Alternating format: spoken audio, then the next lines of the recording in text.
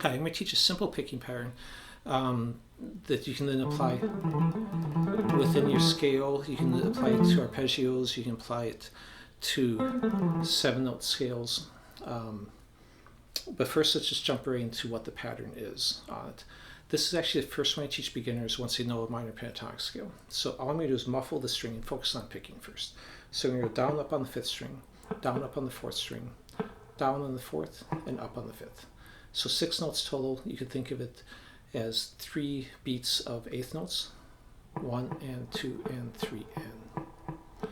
You can do it individually and stop, or you can do it continuous. If you're doing it continuously, once you do the first 2 notes, then you're just going to end up with a down, up, down, up, down, up, which will work good for your 3-note per string scales. So let's go and apply it to a fingering now. So I'm going to take the simplest thing first, just the 5-7, and then 5-7, and back 5 on the 4th string, and then 7 on the 5th string. Simple from the minor pentatonic. I don't want you to have to think too much about this hand right now if you're a beginner. The main things to think about is that your picking is going correct, that it's synchronized, and that you're not getting any buzzes, so close to male fret but not on it. Now, if you start doing that and you find it's going too quick to be able to count 8th notes easily, well, I actually think of this in most cases as triplets. So then I'm going to think of it as 1 and 2 and because it's a 6-note grouping, it falls nicely into just splitting in half and doing 2 triplets. Mentally, too, it's easier to think of it, in my mind, as 1 triplet ascending and 1 triplet descending. If I think of it that way, then I want to switch it to a descending version. I just start on the 2nd triplet.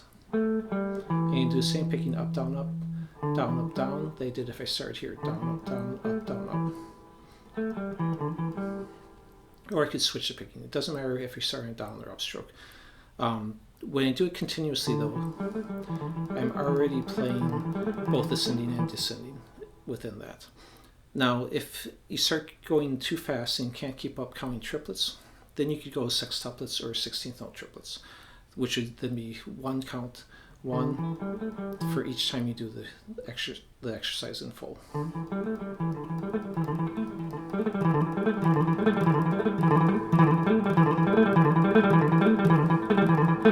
So I like doing exercise like this that are kind of continuous, because then I can start looking at my technique while I'm playing. I can kind of turn it on autopilot and think, okay, is my picking correct? Is my fingers right?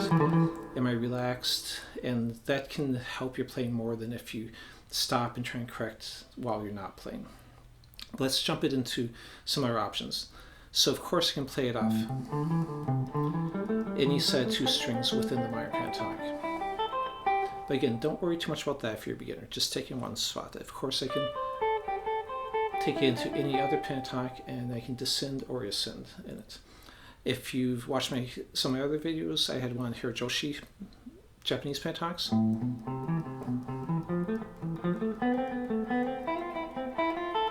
So of course you could apply it to any of those 2-note per string fingerings also.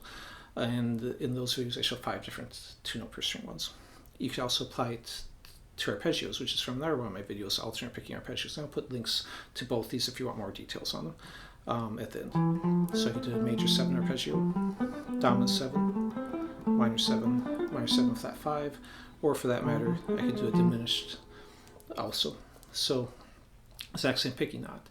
Now if I do a second picking version that's just 3 notes per string, I could take any scale position and apply that to that. And of course I could just reverse it and come the other direction, and that would work too.